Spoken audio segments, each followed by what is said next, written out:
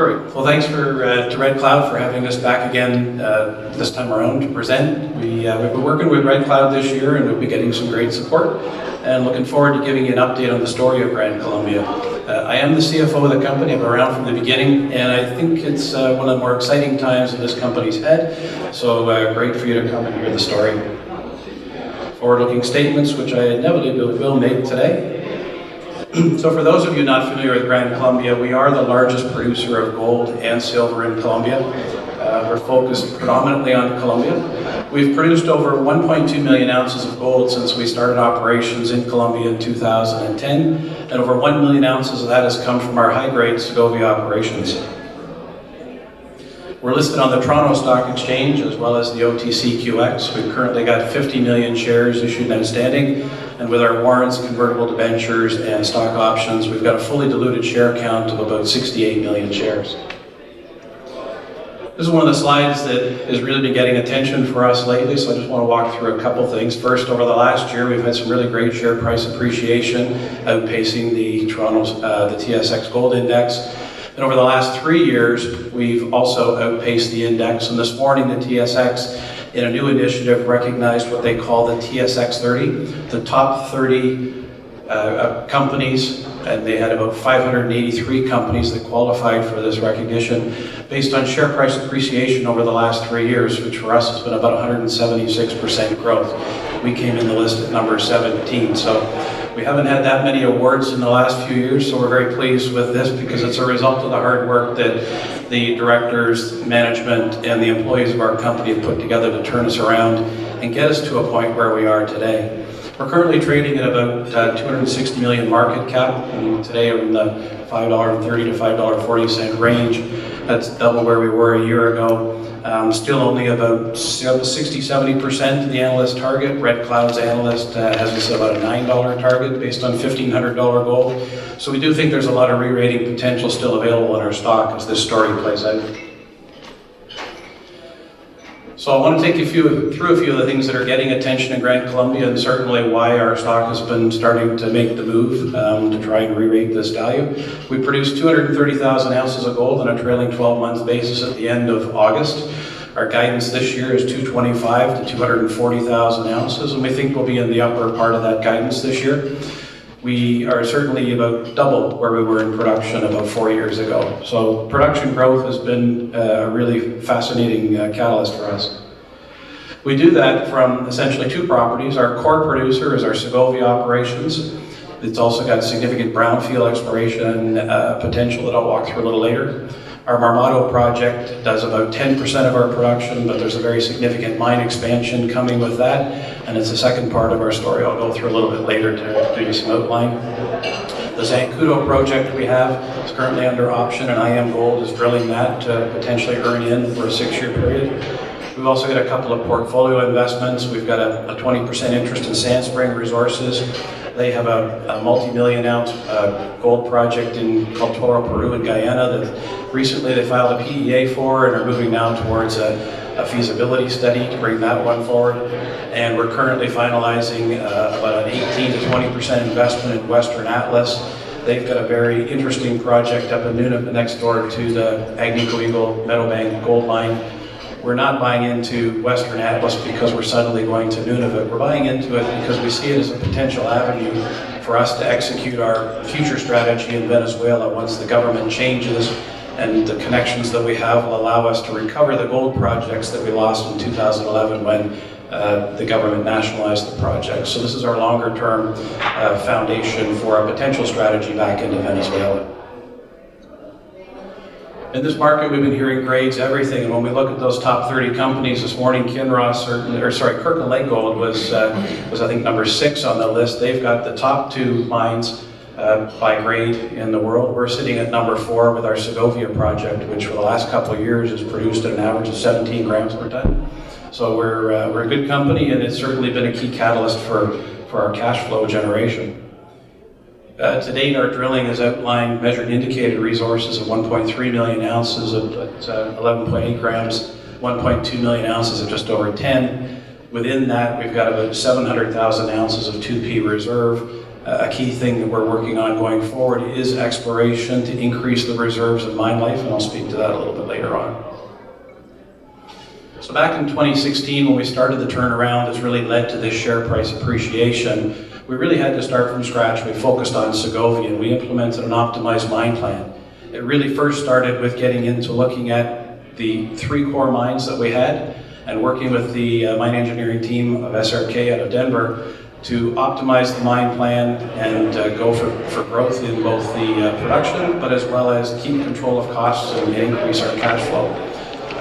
Over that journey, we've not only had to increase the number of times that we're updating mine plans, but we've trained the people locally now to start using the latest software and the things that we're using AutoCAD in the beginning. So a lot of training of our workforce in Segovia has been fundamental to the improvement and turnaround that we've had. And with that also went putting in a focus on health and safety in 2016. We rapidly expanded programs on health and safety initiatives in the mines, and I can say over the last 3 years, we've dramatically reduced the lost time injuries and the days lost to injury in our Segovia operations, which is key to our fundamental that everybody needs to come home safe. That includes putting in place the first 3 internationally certified underground mine refuge stations, 1 in each of our 3 mines, in the case that something untoward should happen. And mechanization's also been a key part of the Segovia operations. It's not fully mechanized, I'd call it semi-mechanized. There's areas of the operation where we're doing the bulk mining. We've got more mechanization in the stopes, as well as loaders, dumpers, jumbos, everything to make the moving of more material through the ramp system we've been building in each of the mines much more efficient. And a key part of that is training of the employees to now become underground operators of heavy equipment. And a key part of our platform in Gran, Colombia is that it's men and women. We've now this year certified some of the first women to operate heavy equipment underground in Colombia. And once you start putting in heavy equipment, ventilation in the mines becomes important. So over the last 1.5 years, we've been putting in new ventilation shafts, 1 in each of the mines, to get fresh air down into the mines, as well as circulate the air that's now coming from the equipment. Reducing heat, which was one of the elements in our health and safety program to ensure that the miners could work properly in the mines without heat exhaustion. Another key part of our mining here, there's a lot of mining companies, the social license to operate in Colombia. Legal mining is one of the main things the government's trying to tackle. In Gran, Colombia in 2010, we took an idea that we'd seen in the historical operations and we turned it into part of our platform in Segovia. We do have illegal miners working in the title, but nowadays most are formalized under legal operating contracts where they continue to operate in areas outside of our core mining areas, but with the proviso that the material must come back to our mill.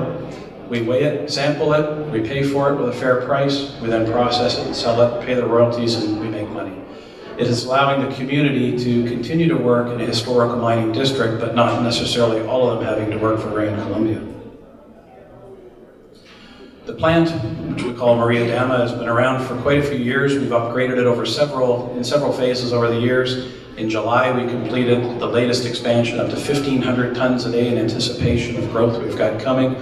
In August, we produced at about 1,370 tons a day, and so far in September, we're up over 1,400 tons a day. So we've got a really good plant which gets historically, without fail, recoveries of about 90%.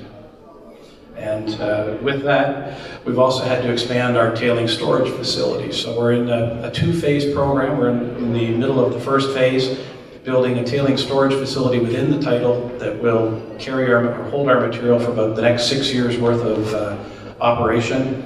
It's a dry stack. We, about 2 months ago, commissioned a filter press. Once the material, which goes by pipe, 1.7 kilometers from the plant to the filter press, it comes out of the filter press and is being taken by truck to dry stack within the title. So very environmentally friendly, it's clay lined and meets all international standards.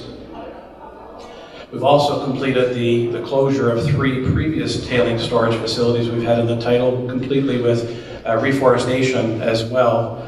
We put about 5 trees back for every tree that was taken out. So it's a significant part of our work as part of the reclamation work we've been doing. And the other piece of our social license to operate is tied to what we do in the title in Segovia with respect to community. We have a formula for social contributions to our foundation, which runs the programs. It's tied to our production and the price of gold. This year, it's going to work out to about $6.5 million US that will contribute to that foundation. One of the key programs we've had over the years is funding the elementary school system. But we're currently building a $4 million high school next door to the elementary school, and by this time next year, students in the title that right now have to go about 70 kilometers to get to the nearest high school will be able to go to school in their own backyard.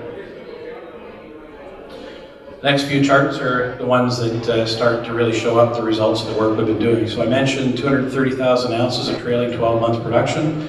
That's up compared to last year and double where we were 5 years ago. Our costs are pretty well controlled. Right now, our trailing 12 months all-in cost is $900 an ounce. Our cash cost historically is under $700 an ounce. We don't see much deviation in that as we're moving forward.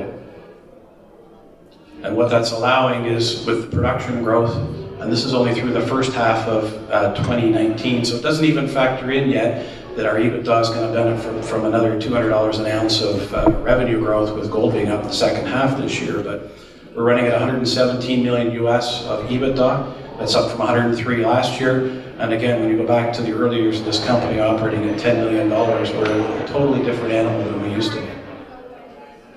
And it's showing up in our cash flow metrics. We've got $82 million of operating cash flow and $45 million of free cash flow. That's a 20% free cash flow yield, trailing 12 months ended June. That's going to grow in the second half of the year again with the improvement in gold prices that we've seen. Out of that 45 million, we spent about 20 million to reduce principal on debt, 7 million to pay the interest on the debt, and the balance is going to our balance sheet.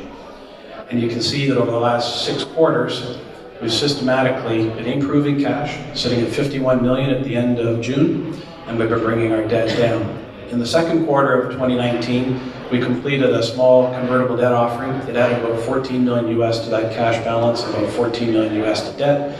And we will be spending that over the next 18 months, and I'll speak to that in a minute. But one of the key catalysts to helping us turn our balance sheet around came in 2018 when we completed a gold-linked note offering to take out some former convertible debt. We see it as a unique instrument out there. It trades on the TSX under the symbol GCM.NT.U. It pays an 8.25% coupon in cash on a monthly basis and provides a gold kicker to investors above $12.50 an ounce. So for example, in October 15th, we're going to sell the 3,900 ounces we've been accumulating from production over the last 3 months in the market. If we were to generate $1,500 in the market when we complete that sale, the first $12.50 an ounce will get allocated to principal reduction, and the investors will get another $250 an ounce equivalent of a kicker.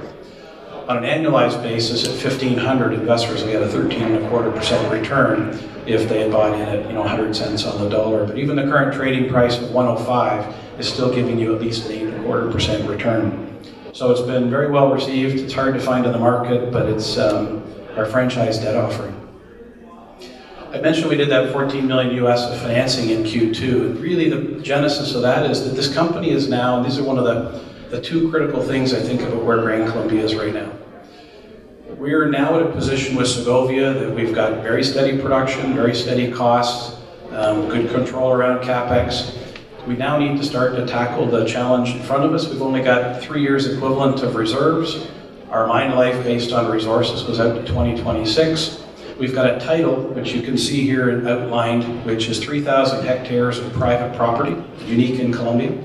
The red lines depict 27 known veins in the title from previous mining activity, and we're currently only mining 3 of them, with our El Silencio, Providencia, and Sandra K mine. To date, all of our drilling has been focused around those 3 mines. First to build the resource, then to optimize the mine, and then now to start to qualify our first reserves 2 years ago. But what investors are asking us for now is they want more reserve life in front. In March, we went out with a convertible debt offering. We raised some money. It's on our balance sheet right now. We're currently working with Goldspot Discoveries. We're taking all that historical data that we have, and we've been working with them to digitize it. And we're going to use their machine learning capability, along with some other studies we've done and our own insights, package that all together and figure out where we're going to step out to look at these other 24 veins for new mines. In the meantime, we're also working out step out and expansion drilling at the 3 mines. So exploration in Segovia right now, I'd say, is our hot topic. And the future of Marmato is our other one. We've announced last week that our intention, now that we're getting close to the PEA from Armado and looking at how we're going to finance it, is we're going to spin it out to a separate listed vehicle. We're going to use that so that we can keep the balance sheet and the capital structure of Gran Colombia clean, and we're going to use the separate vehicle for the project debt to take this forward. We've got a PEA coming out in the next 45 to 60 days. I'd say stay tuned to Gran Colombia as the news on this Armado development comes forward. But this is another mine that could be producing between 150 and 100 and 150,000 ounces by the next 3 years from now.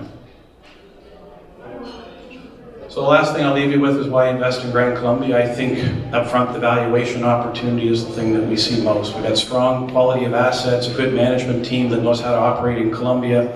We've got a great exploration pipeline, and we now have a path forward with Armado. We get no valuation for it. By spinning it out, we believe we will get valuation for our shareholders for Armado while we keep control of that vehicle. We see a great opportunity in Sand Spring as they move forward with their Toro Peru project, and we're really excited that at some point we'll be able to get back into Venezuela. Time for questions?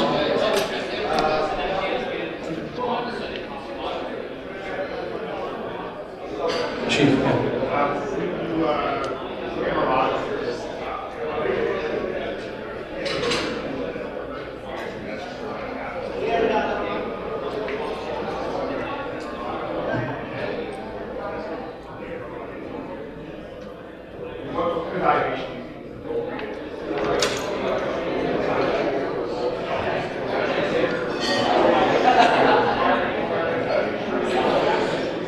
Yeah, I think there's ultimately two valuations. One will be what will be contributed as where it's at unfunded and with its current operation. That certainly will not be the same as what it can become down the road. We believe, as I said in Denver, the current PEA numbers we're working with, we see about a $240 million capital program to take the whole operation forward.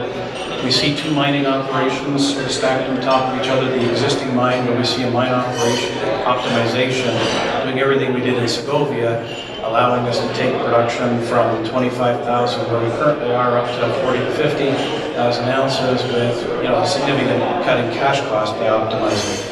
And we see that operation being able to continue for more than the next 10 years. Concurrently, we'd see the development and construction of the lower deep mineralization, which will have a separate 4,000 ton a day CIL plant to run through and is accessible from the side of the mountain. And again, that would have a much more mechanized feel to it, so it would certainly much lower cash costs than the upper existing mine, and again, greater than a 10-year life. So as this is coming together, we see a way to do this. But on the Gran Colombia side, we know shareholders don't want to see a lot of dilution from their current position. We know that people don't want to see all that project debt back on the parents' books again after we've worked so hard to get the balance sheet cleaned up. And with so much free cash flow, we're still seeing a lot of need for that in our high-quality Segovia asset that separately funding Armado is the way to go forward, yet still get valuation for shareholders. And as to what that'll be, we're still working on it. Okay, great, thank you.